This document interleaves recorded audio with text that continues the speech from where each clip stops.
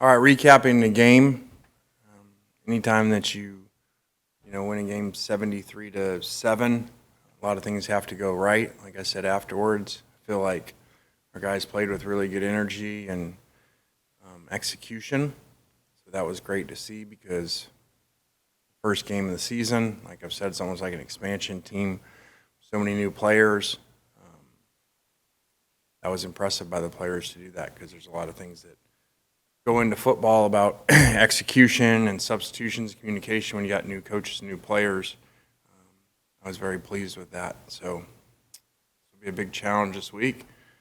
Going to play a top 25 team, Cotton Bowl champs. I said, they ask about 9-game SEC schedule, so this is a test really of 9-game SEC schedule because this is a SEC football team with that type of talent. Saw what they were able to beat the Heisman Trophy winner a few games ago.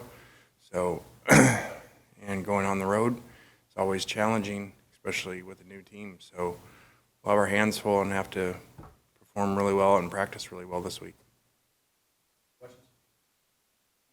Kind of like you fielded a question about Michael Trigg over the weekend. We noticed, at least I did, Braylon Brown wasn't suited up either for the first half, but ended up making pretty good play in the second half. What can you tell us about that? I think you missed that on the dressing out. That was not the case. So he did a good job, played some on special teams, and made a good catch on a seam route. So he did a really good job. Lane, staying on the topic of Tulane, you faced this same quarterback 2 years ago, if I'm not mistaken. And although your team had a lot of success against him 2 years ago, just how do you feel like he's different as a quarterback back then versus the quarterback that you've seen on film currently? Well, every year is different for every team, and 2 years ago certainly means nothing. They were 2-10 that season. I thought they were going to have a really good season. They took Oklahoma, if you remember, right before us down to the last series and had the ball going down to beat Oklahoma. So. But much different team now that's had a lot of success after last year's 12 wins and playing at a really high level. And the quarterback basically played as well as you can on air last week with one incompletion. So he's very savvy, veteran, sharp, accurate, really good player. Just looking at the depth chart here, last week Jackson and Spencer were listed as co-starters. There's no or there this time. Can you take us through that decision? Yeah, Jackson played really well, and like I've said, had a really good camp in spring, and so he's the starting quarterback, and said all along, we're extremely excited about that room, that depth in the room.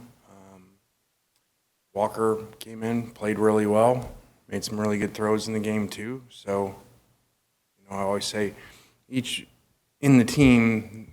position group is its team within itself, and our goal is each year to improve that in the offseason, and that position has been dramatically improved, like you saw the play from all three guys that went in. Kind of alluded to it in your opening statement, but when the game like Saturday gets as one-sided as quickly as it does, when y'all go back and look at the film, how do y'all kind of approach that film? What boxes do you kind of start looking to check at that point? Well, it doesn't matter what the score is. It doesn't matter what's going on. It doesn't matter if there's anyone in the stands. You can't let that dictate how you play. And for the most part, our guys did a really good job.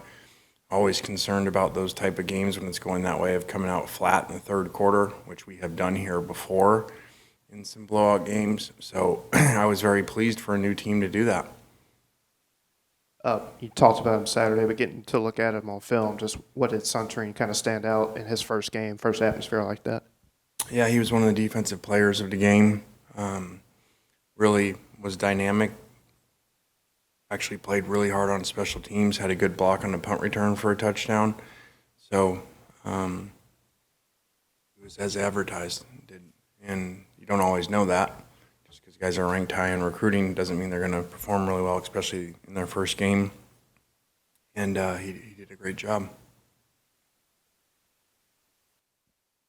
I think you kind of subtly mentioned it kind of in the middle of fall camp. You're talking about competition at kicker. You saw Caden Davis and Caden Costa do some things Saturday. Of course, Caden Davis taking care of most of the duties with PATs, field goals, and then kickoffs as well. Do you see that as kind of a primary role for Caden Davis, all that, or do you feel like it's going to be kind of a week by week thing when it comes to special teams? Yeah, I think those guys have done a great job. They both kicked off well and both have proven to make field goals. And so, again, kind of like what we talked about, position groups, usually you don't say that with kickers, to make that room better in the offseason has been great. And it's exciting to have both those guys. Very rare. What was Jackson's reaction when you named him the starter either Friday or Saturday, either Friday night or Saturday morning? I don't know. I think you would have to ask him. I don't think it was a big reaction. I think that he just, he's been here long enough to know that we teach him control what you can control and be ready to play, and it's out of your control how many snaps you get to play. That's our decision, and we don't always expect you to agree with it, tell the players, but we expect you to respect it and go play really hard regardless of what your role is.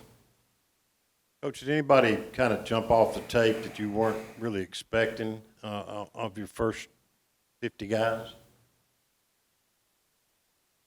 Well, I thought you saw Caden Lee come in and do well.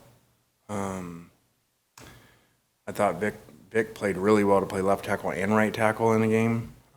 He did a really good job, and somebody that had actually played guard a lot in camp. So that was really good to see. And I mentioned Walker coming in, for really didn't get any game plan reps. To come in and do that well was awesome. Special teams unit made a handful of plays on Saturday. Just your initial thoughts on them on the weekend?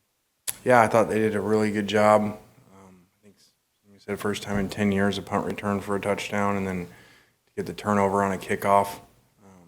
And sometimes you kind of luck into turnovers. They drop it or muff it, to force it the way that Jam did. And, that's a really good example of what we're wanting guys to do. Guys come here a lot of times with expectations. Everybody wants to play. Well, everybody doesn't get to, and it doesn't work out that way, unfortunately. And so, you got to seize your opportunities when they're on special teams, just like if you were in the NFL, you would. And so I thought he was a great example of that, because I'm sure he'd like to carry the ball more, but that just wasn't the case. Lane, on film, what level of cohesion did you see from that defense with all of its new pieces? Not very much on the first play.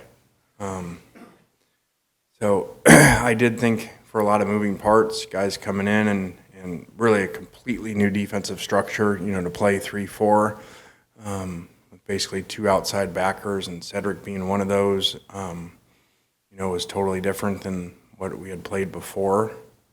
So I thought guys did a really good job. Coach, what do you think the impact of Kyron Heath was in week one, and what do you think his role is moving forward? And Kyron really did a great job, stepped up, made plays. For somebody who had not played a lot in significant roles before, to go out there and start, he did a really good job. It's great to see.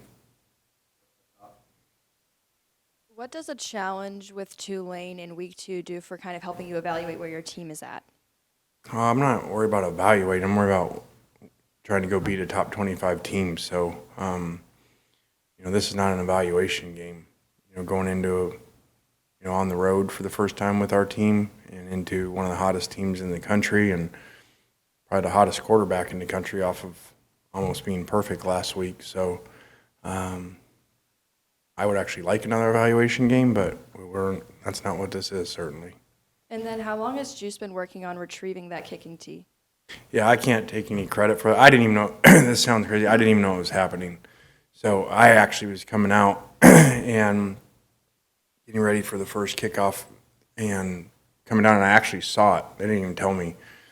So Wild Rose and Tom that trains them, I'd seen him go out there and do it with like ducks. I didn't know he was doing it with a kicking tee. So actually happened to be going right by when it happened. So that was pretty neat. But surprisingly, I did not have anything to do with that, and I didn't know it was even happening.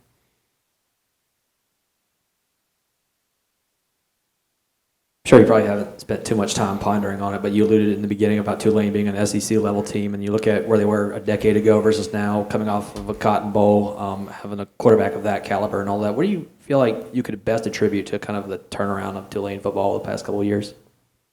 I don't know where they were a decade ago, but 2 years ago they were 2-10. So amazing job by Willie turning them around like that. And I mean, that's I'm sure got to be one of the biggest turnarounds in the history of college football in 1 year. So obviously really good coaching, and it's got good players. And usually if you're going to have that turnaround, it usually means you have a good quarterback too, which they do. Lane, Xavion Harris flashed a lot Saturday. Was he as consistent as he was flashing? Yeah, that was exciting to see. To have young high school Mississippi players making plays. He was a player of the game too. So, along with Get, who he mentioned, and then Cedric. So that was really awesome to see him make those type of plays and be that type of force. All right, guys. Have a good week.